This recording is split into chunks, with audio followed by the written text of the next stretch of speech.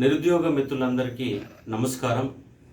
మహాధర్ణ చలో ఇందిరా పార్క్ నిరుద్యోగ సమస్యలు గ్రూప్ 2, 3లో పోస్టులు పెంచాలి, గ్రూప్ 1లో 1:100 ఇవ్వాలి, గురుకుల సమస్యను పరిష్కరించాలి, జియో నెంబర్ 46 రద్దు చేయాలి, మెగా డిఎస్ నిర్వహించాలన్న ప్రధాన డిమాండ్లతో ఇందిరా పార్క్ వద్ద మహాధర్ణ 11 గంటలకు ప్రారంభమవుతుంది.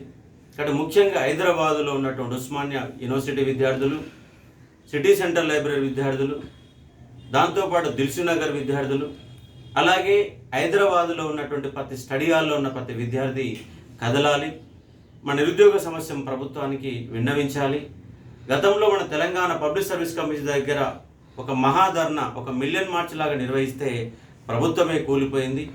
మన బలమే మన ఆయుధంగా మన యొక్క జనబలాన్ని కనుక చూపించగలిగితే ప్రభుత్వానికి ముచ్చెమటలు పట్టడం గ్యారంటీ. ఇక్కడ అందరూ కూడా ఇది నా సమస్య అని భావించి ప్రతి ఒక్కరు అక్కడ రావాలి. లేదంటే ముందు మనకు ప్రమాద గంటికలు మోగుతాయి.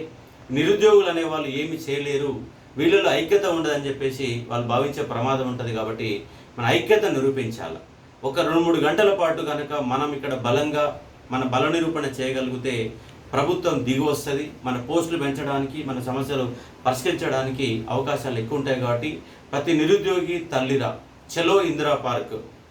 కాబట్టి ఈ చలో ఇందిరా పార్క్ కార్యక్రమాన్ని దిగ్విజయం చేయాలని టోటల్గా అన్ని ఏర్పాట్లు చేశాం. ఇక్కడ విద్యార్థి మిత్రులంతా తల్లి రావాలని కోరుకుంటున్నాను. Thank you.